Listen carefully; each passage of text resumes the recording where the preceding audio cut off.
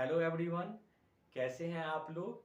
आज हम आप लोगों से एक नया टॉपिक शेयर कर रहे हैं। सुप्रीम कोर्ट में जज का अपॉइंटमेंट कैसे होता है। हम लोग तो जानते हैं कि एक लोअर कोर्ट होता है, फिर एक हाई कोर्ट होता है और सबसे ऊंचा सुप्रीम कोर्ट होता है।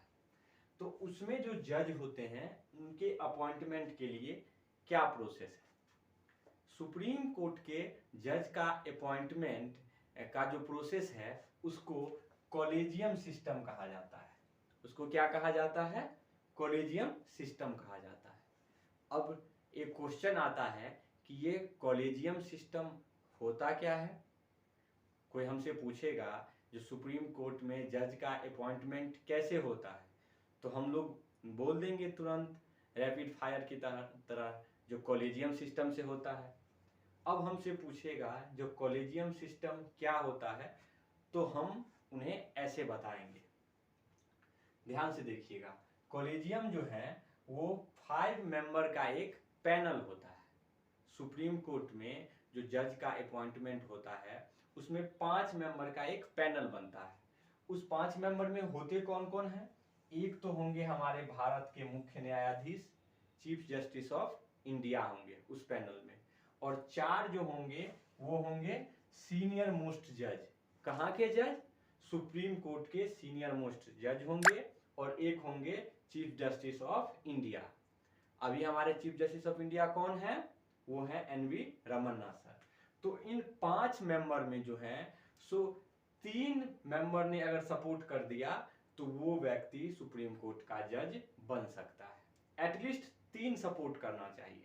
3 सपोर्ट कर दे, 2 अपोज कर दे फिर भी हो जाएगा, 4 सपोर्ट कर दे फिर भी हो जाएगा, 5 ने सपोर्ट किया फिर भी हो जाएगा। लेकिन अगर 5 मेंबर के पैनल में केवल 2 ही सपोर्ट कर रहे हैं तो वह व्यक्ति सुप्रीम कोर्ट में जज नहीं बन सकता।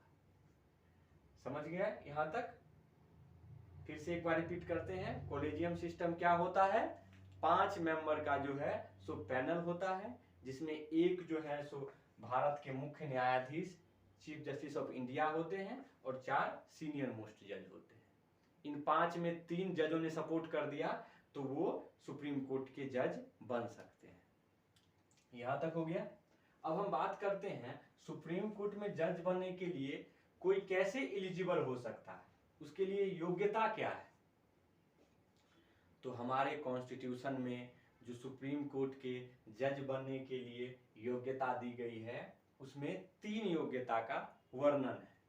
पहला तो ये है कि कोई व्यक्ति सुप्रीम कोर्ट का जज तभी बन सकता है जब वह इंडिया का सिटीजन हो। अगर किसी आदमी ने दूसरे देश की सिटीजनशिप ले ली है तो वह सुप्रीम कोर्ट का जज नहीं बन सकता है। भारत के नागरिक ही सुप्रीम कोर्ट के जज बन सकते हैं। दूसरा क्या है? दूसरा यह है कि 10 साल तक किसी भी हाई कोर्ट में या किसी भी सुप्रीम कोर्ट में उन्होंने लॉ की प्रैक्टिस की हो। क्या की हो?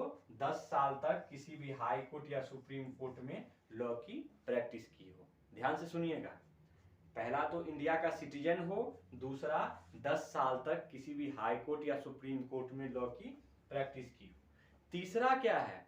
तीसरा है 5 साल तक देश के किसी भी हाई कोर्ट में लॉयर रह चुका हो।